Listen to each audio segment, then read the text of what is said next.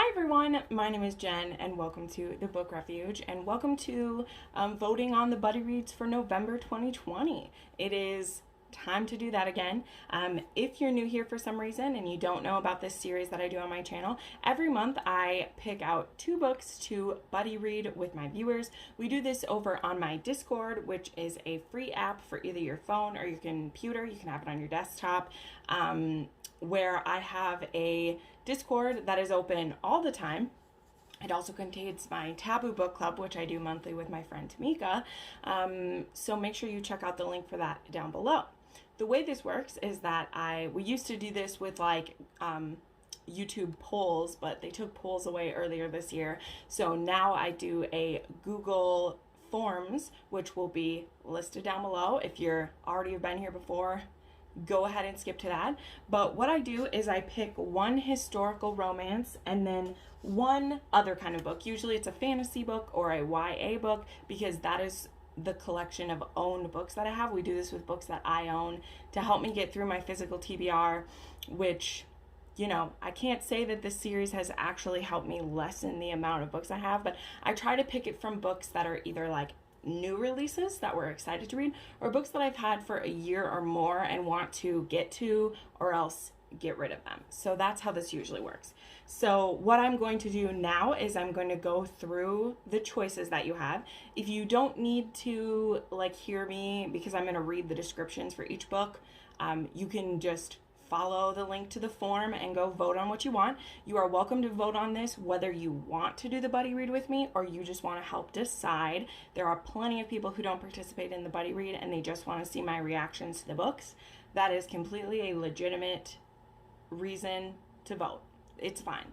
And then, so go ahead and check that out. If you are a member of my Discord, you actually get to vote on these before everyone else, and as well as connect with me. You'll have a direct line to me. I'm always on my Discord, happy to give personal recommendations or talk about what you're reading or talk about things within the Booktube community, whatever you're interested in. We can completely do that, okay? So I'm going to go ahead and dive in with the historical choices that I picked. I'm pretty excited by some of these options. I tried to pick some authors that I haven't read anything by them yet, and then a couple that are old favorites. So we'll see where we end up. So I'll start with the historical picks, and then we will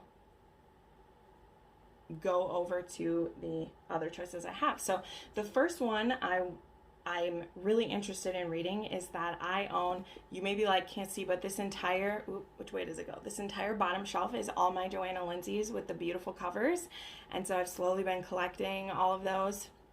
Well, not slowly. I mean, I've done most of it this summer. And so I want to start reading them. So I picked the oldest one that I have. And the oldest one that I currently own is this one, which is So Speaks the Heart. I'm working on getting her first book ever, but it's really hard to find for a reasonable price. So this is So Speaks the Heart, and this is what this one says. His valor offered refuge to a heart which offered love. She was born a lady, heiress to rich French estates, but when Roland of Montville captured her, he saw only a beautiful girl garbed in peasant's rags, a wench to serve his wants. Though betrayed into bondage, Brigitte de Leroux would never be any man's slave, yet the fate of an unprotected woman could have been far more cruel than the rough embrace of a warrior lord as fair as Roland of Montville.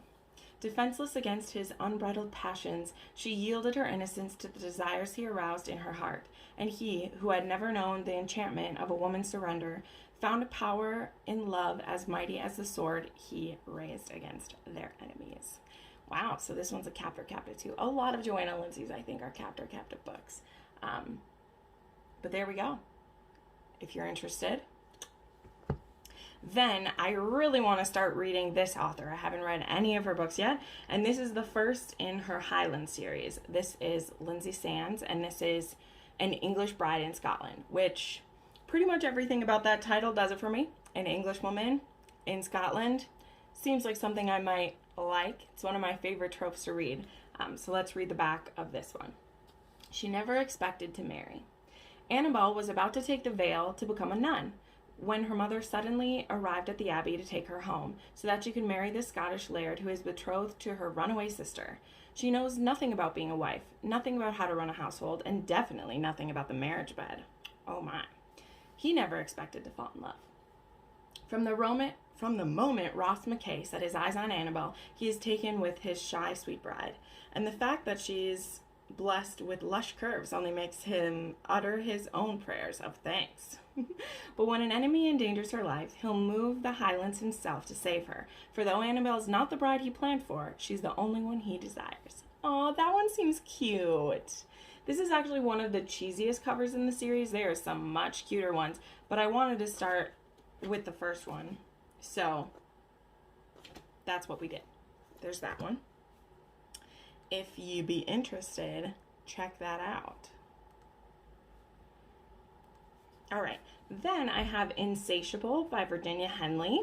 We got to step back here. I want to try Virginia Henley. I also love this step back. I found this one at one of my favorite used bookstores where they're only 50 cents a piece, and it's gorgeous. I also like that the cover is like a rich purple, and it's hard to see, but like this actually is the inside cover, just like covered in purple. It's really pretty. So this one says, The Spitfire. A dress designer for Queen Elizabeth, Catherine Seton Spencer is cursed, or is it blessed, with unbound impulsiveness. Secretly venturing into the heady streets of London, she casts off the reins of propriety in search for excitement and true love. Little does Cat know that her bold curiosity will lead her to the man destined to claim her. The Savage. Rough-hewn and roguish, Patrick Hepburn, Lord Stewart of Scotland, ooh, yay, another Scot, ooh, that makes me excited, is a man of strength and cunning. Possessing the gift of foresight, he tells the ambitious King James that the throne of England will be his. As reward, the king promises him a wealthy bride to help him regain his family fortune, and sends him to Scotland London as an emissary to his court, where he finds the beauty who has haunted his visions. Ooh, I like that it's a man with powers. It's like always the woman. So I like that a guy has like foresight or something. That's cool. The Stratagem. Divided by loyalties and society, but bound by a desire that drives them into each other's arms, Kat and Patrick find themselves in an intricate web of deceit and danger that threatens to topple the throne and tear the lovers apart. That's super cool. I like that. All right, so then I have an Eloisa James. So this, like, I think is part of a series, but I mean, obviously with hers, they're like standalone series, so you can read them whenever, but I only have a few Eloisa James left that I haven't read, and this is one that I really want to get into. So this is Four Nights with the Duke. That's a front. And then we have the inside. I love her like light pink, although it looks like she's wearing curtains, but it's cute. So this one says, as a young girl, Emilia Gwendolen Carrington told the annoying future Duke of Pindar that she would marry any man in the world before him. So years later, she is horrified to realize that she has nowhere else to turn. Oh, how ironic. Evander Septimus Brodie, their names, has his own reasons for agreeing to Mia's audacious proposal. But there's one thing he won't give his inconvenient wife, himself. Instead, he offers Mia a devil's bargain. He will spend 4 nights a year with her, 4 nights and nothing more, and those only when she begs for them, which Mia will never do. Now Vander faces the most crucial challenge of his life. He must seduce his own wife in order to win her heart, and no matter what it takes, this is one battle he can't afford to lose. I always think some of the situations they get themselves to are so interesting when it's like, this is where I'm drawing my line at. You get 4 nights a year with me. It makes a good title, I guess, but it's interesting. So then, this book has one on this list many times, and I think I just need to like give up and read it, but also I like want to read it with you guys, but if you don't pick it, it's fine. I'll keep saving it till I get to it.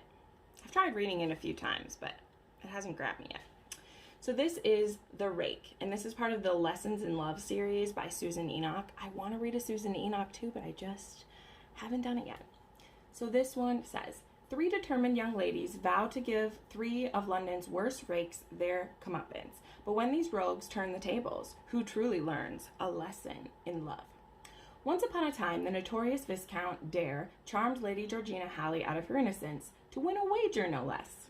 And now he must pay dearly. The plan is simple. She will use every seductive wile she knows to win Dare's heart and then break it. But his smoldering gaze once again tempts Georgiana to give in to desire, and when he astonishes her with a marriage proposal, she wonders, is he playing yet another game, or could it truly be love this time? Oh, that's cute. I love bets to love people, and then you really do love them, and then you're like, oh shit, I made this a game, and now I'm into it. I like those, even though they're,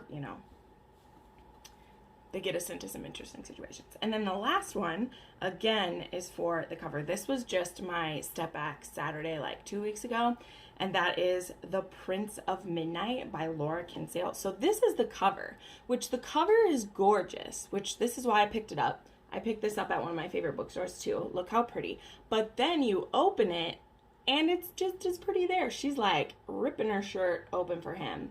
I love it. So this was doubly gorgeous. So let's read the back of this one. They called him the Prince of Midnight, a legendary highwayman, once dashing and dangerous, now a tarnished, forgotten hero, exiled and alone. She sought his fabled skills in the ruins of a French castle, a proud and desperate English beauty drawn to the myth and bewildered by the man. Across perilous mountains and tempestuous seas, together they pursued their separate dreams, of vengeance, of passion, of glory reborn, kindling and all-consuming fires of a bold and unexpected love that would set the midnight skies magnificently ablaze. That's really cute. I'm very interested in this one. And this is 1778, so this is Georgian. That's cool. In France. Awesome. Okay, so those are the 6 options you can choose from for historical romance. So if you only care about the historical romance, you can go vote. Otherwise, I have my fantasies to choose from. And this month, there is 4 YA and 1 adult. So I called this one Fantasy and YA pick. That's just what I called it because that's what it is. So let's go through these. So this includes a few new releases and then a couple from last year. And they're both ones that I'm really excited to read. So I'll start with the adult pick, and that's Steel Crow Saga by Paul Kruger. I bought this one for the cover back when it came out. I've heard mixed reviews about it, but it's so pretty, and I really would like kind of a reason to push into it. Also, I don't read a lot of stuff by men anymore because I read mostly romance. And once in a while, I like to mix it up and read some men. I like to read some men. So this one, there's a lot in this one, so I might sum this up. But I know this is there are familiars. And so with this, it says that there's 4 destinies collide in a unique fantasy world of war and wonder, where empires won with enchanted steel and magical animal companions fight alongside their masters in battle. So I really like that. So there's a soldier with a curse, a prince with a debt, a detective with a grudge, and a thief with a broken heart. So that represents the 4 animals up here. There's a grasshopper, a wolf, a tiger, and a griffin or a eagle or something. Is really cool. So this book is beautiful. It's been on my list forever. This could be fun. I would probably buy this on audio if it gets picked, just because that's how it works. Then the other one from last year is Warrior of the Wild by Trisha Levenseller. So this is actually the only book by Trisha that I haven't read yet because I've read everything else that she's put out and I really loved it. There was just a phase where a ton of Viking women books were coming out and it just wasn't a phase that I was into at the time. But this one's pretty interesting. So this one says, how do you kill a god? As her father's chosen heir, 18-year-old Rasmira has trained her whole life to become a warrior and lead her village. But when her coming-of-age trial is sabotaged and she fails the test, her father banishes her to the monster-filled wilderness with an impossible quest. To win back her honor, she must kill the oppressive god who claims tributes from the village each year or die trying. So I love the fierce women that are always in Trisha's books. There's usually always a really good romance in them too. So I definitely would be interested in this. It's not super long. I think it may be like the shortest one of the fantasy. This one's only about 300 pages, so this could be a good one.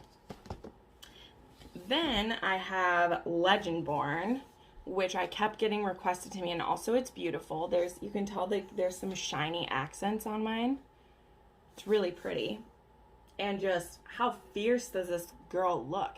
This is by Tracy Dion, and this is what this one says. After her mother dies in an accident, 16-year-old Bree Matthews wants nothing to do with her family memories or childhood home. A residential program for bright high schoolers at the UNC Chapel Hill seems like the perfect escape until Bree witnesses a magical attack her first night on campus. Okay. So this is going to be like, it's set in like real times. All right. A flying dragon feeding on human energies, a secret society of so-called Legendborn students who hunt the creatures down, and a mysterious teenage mage who calls himself a Merlin and who attempts and fails to wipe Bree's memory of everything she saw. The mage's failure reveals Bree's own unique magic and a buried memory with a hidden connection. The night her mother died, another Merlin was at the hospital. Now that Bree knows there's more to her mother's death than what's on the police report, she'll do whatever it takes to find out the truth, even if it means infiltrating the Legendborn as one of their own. So I didn't read the entire thing because it's pretty long, but this seems interesting. I'm always a little like don't know how to feel about ones where like they start in like modern day our world and then there's like secrets underneath it. I don't always find myself like drawn into those, but I've heard really great things, and this one is really beautiful and seems to be super like diverse and fun. And I mean, again, this woman looks fierce, so I definitely would be willing to try it if you guys want to. Then this one, I just think it's such a cute idea and I want to be urged to read it. This one again is a little bit shorter. This is called The Princess Will Save You by Sarah Henning, and this is supposed to be a The Princess Bride retelling, but where the stable boy gets kidnapped. Which I think is a really cute idea. So this one says, a fresh and feminist fantasy adventure inspired by The Princess Bride. So this says, when her father dies, Princess Amarande is given an ultimatum: marry the leader of a neighboring kingdom or lose her crown, and possibly her life. To force her hand, her beloved, the stable boy Luca, is kidnapped. But Amarande was raised to be a warrior, not a sacrifice, and nothing will stop her from saving her true love and rescuing her kingdom. So I like that idea a lot, that number one, she like actually is a princess, and then she's not going to be forced into an arranged marriage, which I like that idea a lot. So she's cool. And then the last one I have, this is also a new release, is Shielded by Kaylin Flanders. And this one says, the kingdom of Halandi is in trouble. It's losing the war and its borders, and rumors of a new, deadlier threat have surfaced. Princess Genessera knows her skills on the battlefield would make her an asset and wants to help, but her father has other plans. Second-born heir to the throne, Jenna lacks the firstborn, her older brother's, magic abilities, so the king promises her hand in marriage to the prince of a neighboring Turia in exchange for resources they need. Jenna has no choice. She must leave behind everything she has ever known if she is to give her people a chance at peace. On the journey to reach her betrothed and her new home, the royal caravan is ambushed, and Jenna realizes the rumors were wrong. The new threat is worse than anyone imagined. Now Jenna must decide if revealing a dangerous secret is worth the cost before it's too late for her kingdom and for her entire... if it's too late for her and her entire kingdom. So there we go. All right. So those are what you can choose from for the fantasy books. So go ahead and, again, check out that link down below. Go vote at the Google form. Let me know if you want to do the buddy read with me. And then go ahead and head over to the Discord and hang out. We chat all the time, and you will find a tab for Outlander. You'll find a tab for the Taboo Book Club. You'll find the tab for these buddy reads, as well as many more. So thank you so much for watching this. I look forward to buddy reading these with you, and I'll see you in the next video.